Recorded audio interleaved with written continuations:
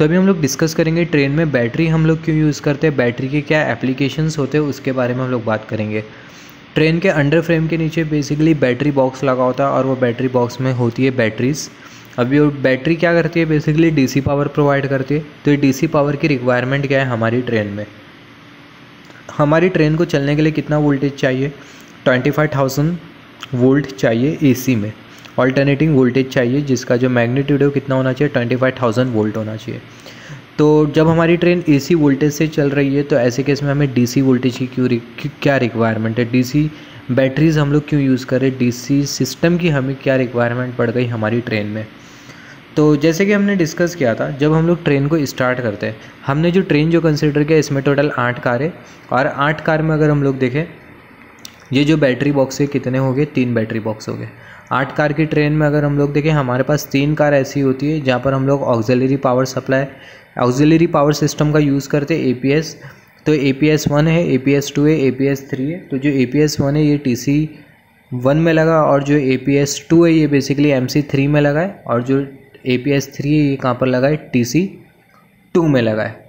APS 1 ये लगा है TC1 में, APS 2 लगा है MC 3 में और जो APS 3 है वो कहाँ पर लगा है, TC2 में लगा है, ट्रेलर कार 2 में लगा है। अभी जो APS होता है ऑक्सिलरी पावर सिस्टम, इसी में ही हमें क्या मिलता है, इसी में हमें स्टैटिक इन्वर्टर मिलता है, बैटरी कंट्रोल बॉक्स मिलता है, बैटरी चार्जिंग सर्किट मिलती है, फिर उसके बाद बैटरी बॉक्स मिलता है, शॉर्ट सप्लाई मिलती है, राइट।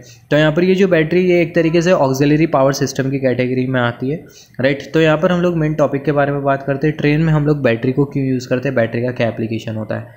तो सबसे पहला, ट्रेन को स्टार्ट करने के टाइम हमें बैटरी वोल्टेज चाहिए होता है, एमरजेंसी के टाइम हमें बैटरी की रिक्वायरमेंट पड़ती है, और सिमिलरली जब हमारी ट्रेन न्यूट्रल सेक्शन पे जाती है तभी भी बैटरी का यूज़ होता है, राइट। तो सबसे पहला बात करते हैं ऑक्सिलरी कंप्रेसर के बारे में।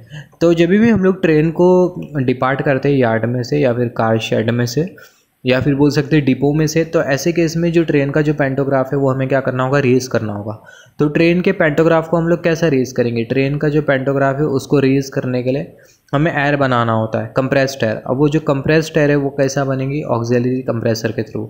अभी जो ऑक्सिलरी कंप्रेसर है ये बेसिकली कंप्रेस्ड एयर बनाएगा और कंप्रेस एयर का मैग्नीट्यूड 4.5 बार के ऊपर होगा।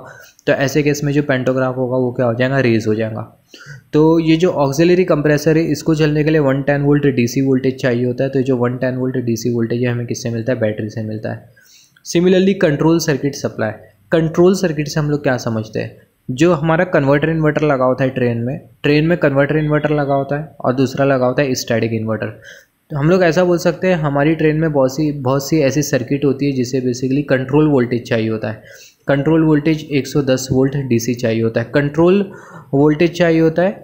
कौन सी ऐसी सर्किट है, जैसे कि कंट्रोल सर्किट है, कंट्रोल इलेक्ट्रॉनिक सर्किट। अब ये जो कंट्रोल इलेक्ट्रॉनिक सर्किट है ये हम लोग कहाँ पर यूज़ करते हैं, स्टैटिक इन्वर्टर में यूज़ करते हैं। अब ये जो कंट्रोल इलेक्ट्रॉनिक सर्किट है ये बेसिकली कंट्रोलिंग का काम करती है, जिसके बारे में हम लोग और भी वीडियो में बात करेंगे, स्टैटिक इन्वर्टर के बारे में जब बात करेंगे वाली वीडियो में, क्योंकि अननेसेसरी वीडियो लॉन्ग हो जाएंगी। तो ये जो कंट्रोल सर्किट है इसे बेसिकली कंट्रोल वोल्टेज चाहिए होता है 110 वोल्ट डीसी। तो ये कहाँ से मिलता है, बैटरी से मिलता है। फिर उसके बाद एमरजेंसी सलून लाइट। मान लेते हैं हमारी जो ट्रेन है वो जा रही है मेन लाइन से, और just as a rough example, ऐसा तो कभी होता नहीं है, जो पेंटोग्राफ है उसकी जो OH है वो क्या हो जाती है, OH में जो वोल्टेज है वो क्या हो जाता है, ज़ीरो हो जाता है। तो ऐसे केस में ट्रेन में हमें चलाना है एयर कंडीशनिंग सिस्टम, ट्रेन की लाइट को हमें ऑन रखना है। तो ऐसे केस में हम लोग क्या करेंगे, ऐसे केस में हम लोग बैटरी का यूज़ करेंगे। बैटरी के थ्रू हमें जो वोल्टेज जो मिलेगा 110 वोल्ट डीसी एमरजेंसी के टाइम, तो उससे हम लोग सलून को क्या कर सकते हैं, लाइट कर सकते हैं। मतलब जो सलून होता है ट्रेन का, जो इंटीरियर होता है ट्रेन के इंटीरियर का एक और एक नाम होता है जिसको हम लोग बोलते हैं सलून। तो जो सलून है इसमें लाइटिंग प्रोवाइड करने के लिए भी एमरजेंसी के टाइम हम लोग बैटरी का यूज़ करते हैं। तो auxiliary compressor, control circuit supply और एमरजेंसी सलून लाइटिंग के लिए बैटरी का हमने यूज़ किया, राइट। फिर उसके बाद अगर हम लोग देखें यहाँ पर हम लोग ये हम लोग ट्रेन के जब हम लोग स्टार्ट करते हैं ट्रेन को तभी की बात कर रहे हैं। जैसे कि ऑक्सिलरी कंप्रेसर ये कब यूज़ होता है, जब हम लोग ट्रेन को स्टार्ट करते हैं। सिमिलरली ये जो एमरजेंसी सलून लाइट है ये हम लोग 2 केस में कंसिडर कर सकते हैं। जो मैंने बोला कि जो OHE का जो पावर है वो ज़ीरो हो गया, ये तो आइडियल केस है जो कि प्रैक्टिकली नहीं होता। बट एमरजेंसी सलून लाइट हम लोग जलाते प्रैक्टिकली कब, जब हमारी ट्रेन वर्कशॉप में होती है और जब OHE अवेलेबल नहीं होती। तो ऐसे केस में कुछ अगर हमें चीज़ों को अगर चेक करना होता है, जैसे कि हम फॉर एग्जांपल मान लेते हैं जो सलून लाइट है उसका मैंने मेंटेनेंस किया, उस दूसरी लाइट मैंने लगाया, रिप्लेसमेंट किया लाइट को, और ऐसे केस में जो लाइट है मुझे चेक करना है, तो ऐसे केस में उस सलून लाइट को चेक करने के लिए बैटरी का मैं यूज़ करूँगा। फिर उसके बाद अगर हम लोग देखें एमरजेंसी लोड, एमरजेंसी लोड के लिए भी हम लोग एमरजेंसी कंडीशन के टाइम पे भी हम लोग बैटरी का यूज़ करते हैं। एमरजेंसी कंडीशन के टाइम एमरजेंसी लोड को पावर प्रोवाइड करने के लिए हम लोग बैटरी का यूज़ करते हैं जब हमारा SI काम नहीं करता है। तो यहाँ पर अगर हम लोग देखें emergency saloon light, emergency saloon light जैसे कि हमने यहाँ पर बात किया, emergency ventilation control circuit supply जैसे हमने बात किया, यहाँ पर ये एक एमरजेंसी वेंटिलेशन बोल के टर्म आ गया। यहाँ पर अगेन वही एग्जाम्पल हमें कंसिडर करना है। मान लेते हैं हमारी जो ट्रेन है वो कहाँ पर है, वर्कशॉप में, वर्कशॉप में, और OHE अवेलेबल नहीं है, OHE अवेलेबल नहीं, और हमें क्या चाहिए, हमें बेसिकली AC चलाना है। तो AC को हम लोग कैसे चलाएंगे, AC को चलाने के लिए यहाँ पर ये वेंटिलेशन क्या है, वेंटिलेशन जैसे कि जो AC जो पैनल होता है इसी के साथ एसोसिएटेड है वेंटिलेशन टर्म। वेंटिलेशन या फिर बोल सकते हैं एमरजेंसी AC ऑपरेशन, मतलब जो VAC पैनल है उसका ऑपरेशन, इसको ऐसा लिखा होना चाहिए एमरजेंसी VAC ऑपरेशन।